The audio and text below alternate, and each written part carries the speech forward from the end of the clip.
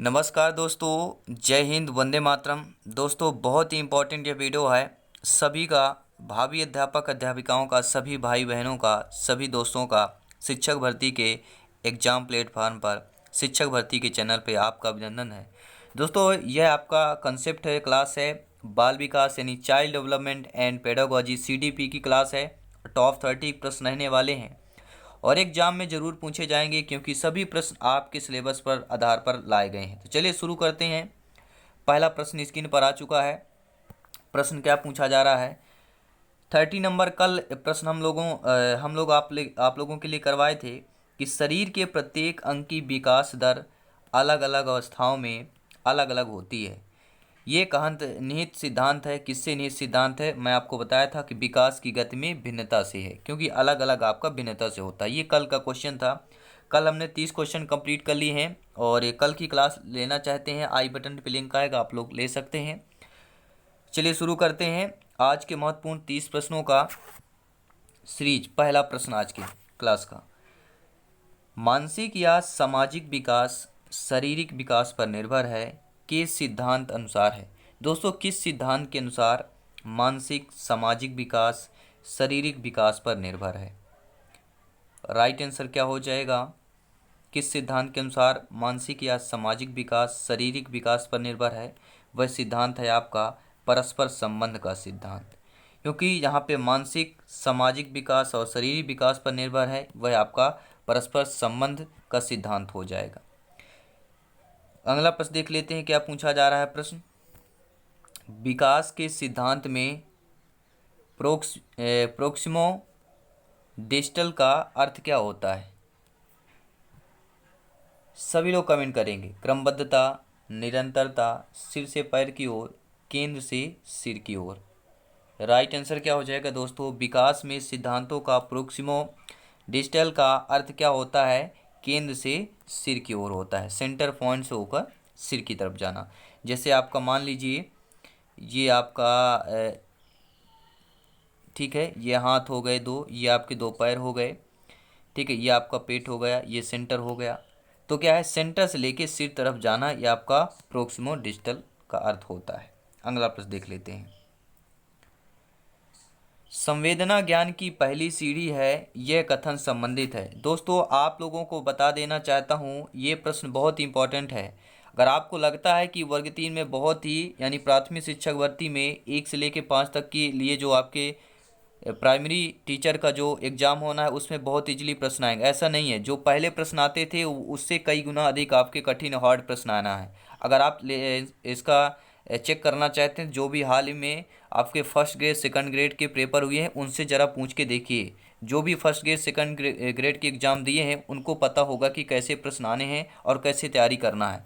तो daily classes देखिए, सभी क्लासेस अटेंड कीजिए और एक सरकारी सीट, क्योंकि जो जायसवाल सर आपको आपके सिलेबस के आधार पर प्रश्न लाते हैं, आपके सिलेबस के आधार पर प्रैक्टिस यहाँ पे आपके क्वेश्चनों को प्रैक्टिस कराया जाता है ताकि अधिकतम मार्क्स आप लोग अटेंड कर सकें। प्रश्न यह है कि संवेदना ज्ञान की पहली सीढ़ी है, यह कथन संबंधित है शारीरिक विकास, भाषिक विकास, संवेगात्मक विकास या आपके मानसिक विकास। संवेदना ज्ञान की पहली सीढ़ी है, यह कथन संबंधित है आपके मानसिक विकास से संबंधित होगा। अगला प्रश्न क्या पूछा जा रहा है? शारीरिक विकास क्षेत्र है, यह रीट लेवल 2015 में पूछा गया प्रश्न था, यानी शिक्षक भर्ती में पूछा गया प्रश्न है। तो शारीरिक विकास का क्षेत्र है, स्नायु मंडल है, मांसपेशियां हैं, अंतःस्रावी हैं या उक्त सभी है। तो शारीरिक विकास का क्षेत्र दोस्तों आपका स्नायु मंडल भी होता है, मांसपेशियां भी होती हैं और अंतःस्रावी जो ग्रंथियां होती हैं वो भी होती हैं। तो उपरोक्त सभी यहाँ पर हो जाएगा। अगला प्रश्न देख रहे हैं, क्या पूछा जा रहा है? अगला प्रश्न स्क्रीन पर है, सामाजिक व संवेगात्मक विकास साथ साथ चलते हैं, यह कथन किसका है? फर्स्ट ग्रेड हिंदी भाषा में पूछा गया था कि सामाजिक व संवेगात्मक विकास साथ साथ चलते हैं। हिंदी मतलब क्या है दोस्तों? लेक्चरर। ठीक है, फर्स्ट ग्रेड का जो एग्जाम हुआ था हिंदी में, उसमें जो बाल विकास CDB का प्रश्न यह पूछा गया था। तो इम्पोर्टेंट प्रश्न है, रिपीटेड प्रश्न है। सामाजिक व संवेगात्मक विकास साथ साथ चलता है, यह कथन किसका है? तो यह कथन जो आपके क्रोयम क्रो का है। किसका है? के का है, क्योंकि सामाजिक और संवेगात्मक दोनों साथ साथ, दो बार साथ साथ आए तो आपका के हो जाएगा। अगला प्रश्न देख रहे हैं असुमेलित पहचानना है दोस्तों। ये भी फर्स्ट ग्रेड बायोलॉजी, जिसमें बायोलॉजी के शिक्षकों का पेपर हुआ तो उसमें सीडीपी में पूछा गया प्रश्न है। देखिए दोस्तों, पलायन का क्या होता है? पलायन किसके कारण लोग करते हैं? तो भय के कारण पलायन करते हैं। युद्ध प्रियता, ठीक है, युद्ध में प्रिय कब होते हैं? क्रोध जब होता है। अप्रियता किसे घृणा को बोला जाता है। लेकिन संवेदना आश्चर्य को, आज क्या संवेदना आश्चर्य से संबंधित है? ये आपका असुमेलित दिया है दोस्तों, ठीक है। संवेदना किससे आती है? आश्चर्य से नहीं आती, ठीक है।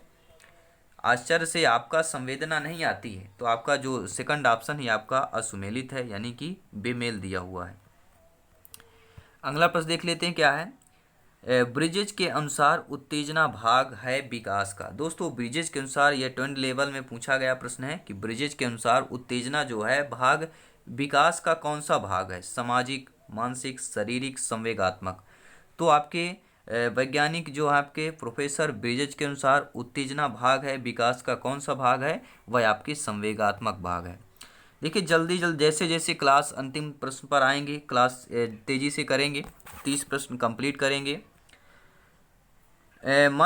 मनोलैंगिक विकास सिद्धांत की वह कौन सी अवस्था है जिसमें कोई कामुकता केंद्र विकसित नहीं होता है? आपके मनोलैंगिक विकास सिद्धांत की वह कौन सी अवस्था है जिसमें आपकी कामुकता केंद्र विकसित नहीं होता है? मुखी, गुदी, अव्यक्त अवस्था या लैंगिक? तो सभी लोग जानते हैं कौन सी हो जाएगी, सभी लोग कमेंट करेंगे। बहुत से बच्चे तो सोच रहे होंगे, क्या सोच रहे होंगे? ये होगा लैंगिक, तो लैंगिक नहीं होगा, आपका हो जाएगा अव्यक्त अवस्था कहला जाएगी, ठीक है। अगर आपका ये एक सेंटर पॉइंट विकसित नहीं होता है तो आपका क्या हो जाएगा? अव्यक्त अवस्था कहला जाएगी वह। अगला प्रश्न है, एरिक्सन के अनुसार अनन्या संकट यानी आइडेंटिटी क्राइसिस का काल कौन सा कहलाता है? अनन्यता संकट बोला जाता है हिंदी में, और इंग्लिश में आइडेंटिटी क्राइसिस बोला जाता है। यह काल कौन सा कहलाता है? तो ये आपके 13 से लेकर 18 वर्ष तक का काल कहलाता है, ठीक है दोस्तों। ग्रेड 3 में जीन पियाजे, कोहल वर्ग, थार्नडाइक, इनसे ज़्यादा प्रश्न आते हैं, तो हम इनका भी प्रश्न करेंगे, क्योंकि यहाँ पर लगभग मिनिमम जो आपके 500 क्वेश्चन करने वाले हैं सीडीपी के। तो सभी क्लासेस, सभी आपके वीडियोज इम्पोर्टेंट हैं सिलेक्शन की दृष्टि से। पियाजे के अनुसार जनजाति व्यवहार विशेषता है, यह अवस्था है। दोस्तों जीन पियाजे जी के अनुसार जनजाति व्यवहार विशेषता है, किस अवस्था की विशेषता है? जनजाति व्यवहार विशेषता है, किस अवस्था की विशेषता है? तो पियाजे जी के अनुसार आपके संवेदी प्रेरक की अवस्था कहलाएगी। जनजाति व्यवहार जो है ये संवेदी प्रेरक की अवस्था की विशेषता कहला जाएगी। अगला प्रश्न देख लेते हैं। यहाँ पे सुमेलित करना है, मनोलैंगिक विकास की अवस्थाएं दी गई हैं और उम्र दिया हुआ है, ठीक है। आइए देख लेते हैं। पहला दिया है मुखी अवस्था, फिर लिंग प्रधान अवस्था, अव्यक्त अवस्था जो मैंने बताया था अभी को, ठीक है, अव्यक्त अवस्था में, और गुदी अवस्था है आपकी, एनल जिसे बोलते हैं, ज्ञानेंद्रीय अवस्था। आपने बाल्यावस्था, किशोरावस्था ये पढ़ा होगा, लेकिन ये भी अवस्था है, और यहाँ पे कूट भाषा में दिया गया है कि कौन सा सही होगा, ठीक है। तो इम्पोर्टेंट है ये टॉपिक। यहाँ पे देखिए मैं आपको बता देना चाहता हूँ क्या सही होने वाला है। सेकंड लाइन होगा, ठीक है, घा अंगा काखा गा। आइए देख लेते हैं, घा अंगा काखा गा। तो पहले घा है पहले का घा है, मतलब मुखी अवस्था किसे बोलेंगे?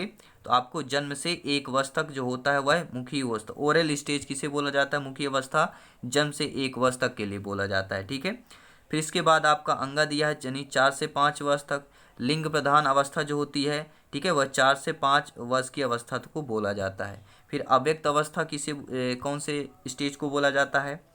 तो वह आपका हो जाएगा, कौन सा स्टेज हो जाएगा? 6 से 12 वर्ष का जो होता है वह अव्यक्त अवस्था का एज कहलाता है, स्टेज कहलाता है। गुदी अवस्था कौन सा हो जाएगा? आइए देख लेते हैं। गुदी अवस्था जो है आपका 2 से 3 वर्ष का अवस्था गुदी अवस्था कहलाता है, और ज्ञानेंद्रीय अवस्था जो होता है वह आपका 12 या 13 से 18 वर्ष के आगे का कहलाता है, ठीक है। 12-13 से 18 वर्ष के आगे तक का आपका गुदी अवस्था का काल कहलाता है। तो ये रहा आपका राइट आंसर। उम्मीद करता हूँ ये समझ में आ रहे होंगे सभी प्रश्न। ये सभी प्रश्न आपको पीडीएफ फाइल नोट्स में प्राप्त हो जाएंगे। टेलीग्राम में जरूर सर्च करें जायसवाल कोचिंग सेंटर। अगला प्रश्न स्क्रीन पर है, भाषा विकास का सिद्धांत दिया था? दोस्तों जो भाषा विकास है इसका सिद्धांत फ्रायड ने दिया, चॉम्स्की ने, ब्रूनर ने, आपके ब्रिजेज ने। तो भाषा विकास का सिद्धांत देने वाले महान वैज्ञानिक हैं आपके चॉम्स्की हैं। सभी लोग नोट कर लेंगे। अगला प्रश्न आ चुका है। ब्रिजेज के अनुसार 3 वर्ष का शिशु खुश होता है या क्रोध करता है, यह कौन सा है? दोस्तों प्रोफेसर ब्रिजेज के अनुसार 3 वर्ष का जब बच्चा या शिशु होता है वह खुश होता है या क्रोध करता है, यह क्या है? यह समान है, यह आपका सामाजिक है, यह आक्रामक कहलाएगा या संवेगात्मक कहलाएगा? राइट आंसर कौन सा होगा? तो ये दोस्तों क्या हो जाएगा? संवेगात्मक में आ जाएगा। ठीक है, अगला प्रश्न देख लेते हैं। प्रोफेसर ब्रिजेज के अनुसार बालक में सभी संवेग जिस आयु तक विकसित हो जाते हैं वह हैं। दोस्तों प्रोफेसर ब्रिजेज के अनुसार बालक में सभी संवेग जिस आयु तक विकसित हो जाते हैं वह एज, वह स्टेज, वह आयु आपकी होगी। राइट आंसर होगा 2 वर्ष तक। तो प्रोफेसर ब्रिजेज के अनुसार बालक में सभी संवेग 2 वर्ष तक की आयु में विकसित हो जाते हैं। अगला प्रश्न देख लेते हैं, क्या है स्क्रीन पर? एरिक्सन द्वारा प्रस्तुत मनोसामाजिक विकास फिजिको सोशियल डेवलपमेंट अवस्थाओं में कुछ द्वंद्व निम्नांकित है, इनमें से कौन सा असुमेलित? कुछ द्वंद्व दिया गया है, ठीक है, और इस द्वंद्व में आपका असुमेलित है, वह हमें पहचानना है कौन सा असुमेलित है। जन्म से 1 वर्ष तक जो होता है विश्वास बनाम अविश्वास होता है। 6 से 11 वर्ष परिश्रम बनाम हीनता होता है। 12 से 18 वर्ष होता है अभिज्ञान बनाम भूमिका दुविधा होती है। लेकिन 4 से 5 वर्ष जो दिया है दोस्तों प्रतिष्ठा बनाम आपका नैराश, ये जो आपका असुमेलित दिया हुआ है, ठीक है। बाकी जो फर्स्ट, थर्ड, फोर्थ ये आपकी सही दी हुई है। बहुत से बच्चे बोलते हैं कि सर ये तो पहली बार प्रश्न कर रहे हैं। पहली बार ही सही, क्योंकि आपको सिलेक्शन चाहिए दोस्तों, एक भी पॉइंट हमें छोड़ना नहीं है, सभी पॉइंट को नोट कर लेना है, ठीक है, क्योंकि ये सभी आपके टीटी एग्जाम में पूछे गए प्रश्न हैं, इसलिए इंपॉर्टेंट प्रश्न है, इसलिए आपके प्रैक्टिस में और आपके सिलेक्शन में प्रश्न को सम्मिलित कर रहे हैं। संभावित प्रश्न हो सकता है यहाँ पर भी आपको सुमेलित करना है। 2 से 3 प्रति सब्जेक्ट 30 क्वेश्चन अंडर 1, 1 या 2 प्रश्न जरूर आएंगे अंडर 30। तो आइए देख लेते हैं 3 आपका नेक्स्ट क्वेश्चन क्या है, सुमेलित करना है इसमें। भाषा विकास का सिद्धांत किसने दिया? संज्ञानात्मक विकास का सिद्धांत किसने दिया? संवेगात्मक विकास का सिद्धांत, मनोसामाजिक विकास का सिद्धांत, ये 4 सिद्धांत दिए हैं। अब एक सुमेलित करना है यहाँ पर, कौन किसका सिद्धांत दिया? कूट भाषा यहाँ पे सही दिया हुआ है, ठीक है। कूट यहाँ पे क्या दिया गया है देखिए, आप लोगों को मैं दिखा देना चाहता हूँ, ठीक है। तो पहला का क्या होगा? भाषा का सिद्धांत किसने दिया? तो नोम चॉम्स्की ने दिया था। संज्ञानात्मक विकास का सिद्धांत किसने दिया था? तो आपके जीन पियाजे जी ने दिया था संज्ञानात्मक विकास का सिद्धांत। संवेगात्मक विकास का सिद्धांत आपके ब्रिजेज ने, और मनोसामाजिक विकास का सिद्धांत आपके एरिक्सन ने दिया था। मनोसामाजिक की बात आए तो आपको एरिक्सन नोट करना है, संज्ञानात्मक विकास की बात आए तो जीन पियाजे डी नोट करना है, और संवेगात्मक विकास सिद्धांत ब्रिजेज हो जाएगा, और भाषा विकास का चॉम्स्की हो जाएगा। चलिए अगला प्रश्न देख लेते हैं। मूल प्रवृत्तियां संपूर्ण मानव व्यवहार की चालक हैं। जो मूल प्रवृत्तियां होती हैं वह संपूर्ण मानव व्यवहार की चालक होती हैं। यह कथन आपके किस मनोवैज्ञानिक का है? तो मूल प्रवृत्तियां संपूर्ण मानव व्यवहार की चालक होती हैं, यह कथन आपके मैकडूगल का है। कौन से मनोवैज्ञानिक का है? मैकडूगल मनोवैज्ञानिक का है, ठीक है। देखिए मूल मानव वर्ण की बार बार यहाँ पे मनोविज्ञान प्रवृत्ति हो रही, तो आपके यहाँ पे मैकडूगल हो जाएगा, सभी लोग नोट कर लेंगे। अगला प्रश्न है भाषा है। दोस्तों भाषा अर्जित है या उत्तराधिकार में प्राप्त होता है, या ईश्वर प्रदत्त है, यह सहजात है? तो भाषा कैसी है? इंपॉर्टेंट प्रश्न है। तो भाषा क्या है? एक अर्जित है, भाषा को अर्जित किया जाता है। अगला प्रश्न दे रहे हैं, स्क्रीन पर है। सभी मित्रों का, सभी शिक्षक भावी अध्यापक अध्यापिकाओं का तहे दिल से शुक्रिया है दोस्तों, सभी सब्सक्राइबर भाई बहन का, सभी आप लोग भावी अध्यापक अध्यापिकाएं हैं। अगला प्रश्न देख लेते हैं। सभी शिक्षक बंधुओं को जय हिंद, वंदे मातरम। दोस्तों अलग अलग अवस्थाओं में नैतिकता के विकास का सिद्धांत दिया। अलग अलग अवस्थाओं में, ठीक है, कैसी अवस्थाओं में? अलग अलग, डिफरेंट आपके, ठीक है, डिफरेंट अवस्थाओं में नैतिकता के विकास का सिद्धांत देने वाले आपके वैज्ञानिक जो हैं वह कौन से हैं, वह आपके कोहल वर्ग हैं। ठीक है दोस्तों, कोहल वर्ग जो है अलग अलग अवस्थाओं में नैतिकता का विकास सिद्धांत की कौन है, आपके कोहल वर्ग हैं। इनके प्रवर्तक आपके हो जाएंगे सिद्धांत देने वाले। अगला प्रश्न क्या पूछा जा रहा है, 9 वर्ष के बालक की नैतिक तर्कना यानी मोरल रीजनिंग जो होती है वह आधारित होती है, तर्कना या रीजनिंग वह कहलाती है। ठीक है, तो मोरल रीजनिंग, और हमारा मोरल से नाम आया, जब भी मोरल शब्द आता है तो मोरल मोटिवेशन हमारा एक अदर यूट्यूब चैनल है, उसे भी जरूर ज्वाइन कर सकते हैं आप लोग। तो 9 वर्ष के बालक की नैतिक तर्कना आधारित होती है, किस पर आधारित होती है, तो किसी कार्य के भौतिक परिणाम उसकी अच्छाई या बुराई को निर्धारित करके आधारित होती है। अगला प्रश्न देखेंगे, ब्रूनर द्वारा दिए गए विकास सिद्धांत में कौन सी अवस्था असुमेलित है। दोस्तों, जो ब्रूनर द्वारा आपके प्रोफेसर ब्रूनर द्वारा विकास सिद्धांत क्रम का दिया गया, ठीक है, इस क्रम में आपका एक अवस्था जो असुमेलित दिया वो आपको पहचानना है। देखिए, इनेक्टिव यानी कि क्रियात्मक जन्म से 2 वर्ष होता है, प्रतिबिंबात्मक यानी आइकॉनिक 2 से 7 वर्ष होता है। ठीक है, ये 2 है।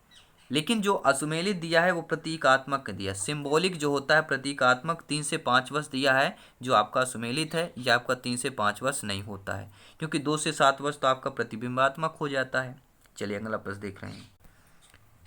हाँ, प्रश्न क्या है, पियाजे के अनुसार अंतः प्रज्ञा चिंतन जिस अवस्था की विशेषता है वह कौन सी है।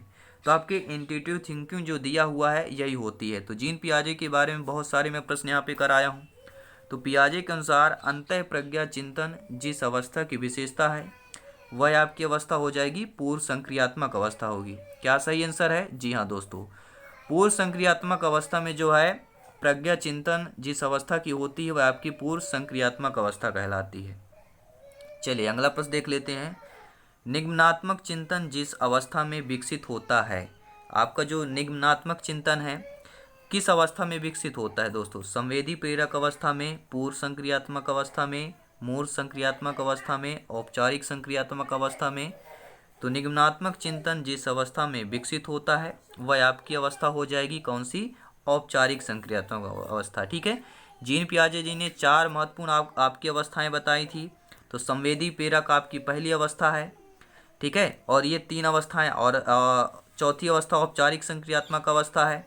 ठीक है, ये आपके क्रम में दिया हुआ है। ठीक है, तो आपके निगमनात्मक चिंतन जिस अवस्था में वो विकसित होता है वह आपका औपचारिक संक्रियात्मक अवस्था है। ठीक है, और जीन पियाजे से आपको पता है आपके सिलेक्शन में 1 से 2 प्रश्न जरूर आते हैं, आप एग्जाम में परीक्षाएं में 1 से 2 प्रश्न जरूर आ जाते हैं। निर्जीव वस्तुओं को सजीव गुण देने वाली प्रकृति को पियाजे ने क्या नाम दिया है? तो जो दोस्तों निर्जीव वस्तुएं होती हैं, ठीक है, जो निर्जीव वस्तुएं होती हैं उनको जो है सजीव गुण देने वाली जो प्रकृति को जीन पियाजे ने नाम दिया है वह आपका नाम है सजीव चिंतन कहलाएगा। क्योंकि वस्तुएं तो निर्जीव है लेकिन उनके जो गुण देने वाले हैं वो सजीव होते हैं, इसलिए सजीव चिंतन का नाम दिया है आपके जीन पियाजे जी ने। पियाजे के अनुसार बालकों में वस्तु स्थिरता उत्पन्न होती है। जीन पियाजे जी के अनुसार जो बालकों में वस्तु स्थिरता उत्पन्न होती है किस अवस्था में होती है? संवेदी पेशी अवस्था में, सेंसरी आपका जो सेंसर मोटर स्टेज होता है जो उसमें होगा, या कि पूर्व संक्रियात्मक, मूल संक्रियात्मक, अमूर्त संक्रियात्मक। जीन पियाजे की चारों अवस्थाएं दोस्तों यहाँ पर आपकी स्क्रीन पर आपके ऑप्शन पर दिख रहे होंगे। तो जिसपे बालकों में वस्तु की स्थिरता जो होती उत्पन्न होती है, वस्तु की स्थिरता उत्पन्न होती है बालकों में, वह आपका अवस्था होती है, क्या हो जाएगा अवस्था? संवेदी पेशी अवस्था कहला जाएगी। ये आपके सीटेट में पूछा गया प्रश्न था। अगला प्रश्न है, रीट एग्जाम में पूछा गया था कि बालक की सोच अमूर्तता की अपेक्षा मूर्त अनुभवों व प्रत्ययों से निर्मित होती है, पियाजे के अनुसार अवस्था है। दोस्तों, बालक की सोच अमूर्तता की अपेक्षा जो है मूर्त अनुभवों व प्रत्ययों से निर्मित होती है, पियाजे के अनुसार यह अवस्था हो जाएगी आपकी कौन सी अवस्था हो जाएगी? यह आपके 7 से 12 वर्ष की अवस्था हो जाएगी। चलिए अगला प्रश्न देख लेते हैं। यह भी सीटेट में आया हुआ प्रश्न है कि चिंतन अनिवार्य रूप से एक प्रक्रिया है। आपकी स्क्रीन पर भी यह प्रश्न था जब भी यह वीडियो आप क्लिक किए होंगे। तो चिंतन अनिवार्य रूप से एक संज्ञानात्मक प्रक्रिया है, मनोगतिक प्रक्रिया है, भावात्मक प्रक्रिया है, आपके मनोवैज्ञानिक प्रक्रिया है। तो चिंतन अनिवार्य रूप से एक आपकी कौन सी प्रक्रिया है दोस्तों, ये आपकी संज्ञानात्मक प्रक्रिया कहलाएगी। चलिए अगला प्रश्न देख रहे हैं, क्या प्रश्न दिया हुआ है, औपचारिक संक्रियात्मक अवस्था का काल है। दोस्तों सभी लोग कमेंट करेंगे, औपचारिक संक्रियात्मक अवस्था का काल है। और ये ग्रेड 3 ये 2012 में जो आपका पेपर हुआ था ग्रेड 3 वर्ग 3 का, उसमें पूछा गया था कि औपचारिक संक्रियात्मक अवस्था का काल कौन सा होता है। तो सभी लोग जानते हैं 11 से 15 वर्ष का औपचारिक संक्रियात्मक अवस्था का काल होता है। अगला प्रश्न देख लेते हैं, पलटावी गुण, ठीक है, जिसे हम आपका ट्रेट ऑफ रिवर्सिबिलिटी बोलते हैं, विकसित होता है। तो पलटावी गुण जो होता है किस पर विकसित होता है, तो पलटावी गुण मतलब कौन सा हो जाएगा, जो बच्चा सामने देखता है गुण वही अपने आप पे अंदर करने की बात या वही रूपांतरित करने, या पलटावी गुण उसे नहीं कहते ना, जो मैं कर रहा हूँ वैसे कर रहा, रूपांतरित, ठीक है, फोटोकॉपी बोल सकते। तो पलटावी गुण जो होता है बालकों में विकसित होता है किस एज पर, किस स्टेज पर, तो 7 से 11 वर्ष के बालकों में आयु पर पलटावी गुण विकसित होता है। अगला प्रश्न देख लेते हैं, कोहल वर्ग के नैतिक विकास सिद्धांत के अनुसार। दोस्तों कोहल वर्ग के नैतिक विकास का सिद्धांत देने वाले आपके कोहल वर्ग हैं, ये भी एक प्रश्न है। और कोहल वर्ग के नैतिक विकास के सिद्धांत के अनुसार 3 स्तर व 3 अवस्थाएं हैं, 2 स्तर या 4 अवस्थाएं हैं, 6 स्तर या 3 अवस्थाएं हैं, 3 स्तर या आपकी 6 अवस्थाएं। राइट आंसर क्या होगा आपको पता है, जरूर फीडबैक दें, कमेंट करें। राइट आंसर हो जाएगा कोहल वर्ग के नैतिक विकास का सिद्धांत के अनुसार जो है दोस्तों आपके 3 स्तर और 6 अवस्थाएं हैं। कितने, 3 स्तर, ठीक है, और 6 अवस्थाओं में बांटा गया है कोहल वर्ग के सिद्धांत के अनुसार, नैतिक विकास के सिद्धांत के अनुसार। ये रहे दोस्तों आपके 30 महत्वपूर्ण प्रश्न। उम्मीद करता हूँ बहुत अच्छे लगे होंगे, लाजवाब रहे होंगे। और ऐसे ही प्रश्न इससे बेस्ट तैयारी के लिए, सिलेक्शन की तैयारी के लिए जरूर विजिट करें जायसवाल कोचिंग सेंटर। और प्ले लिस्ट चेक करना मत भूलिएगा, क्योंकि यहाँ पर जो क्वेश्चन आते हैं, प्रश्न आते हैं, सभी प्रश्न आपके सिलेबस, आपके एग्जाम पैटर्न पर लाया जाता है, ताकि क्योंकि सिलेक्शन का दूसरा नाम जायसवाल कोचिंग सेंटर है। तो धन्यवाद सभी मित्रों का, मिलते हैं नेक्स्ट क्लास में, तब तक के लिए जय हिंद।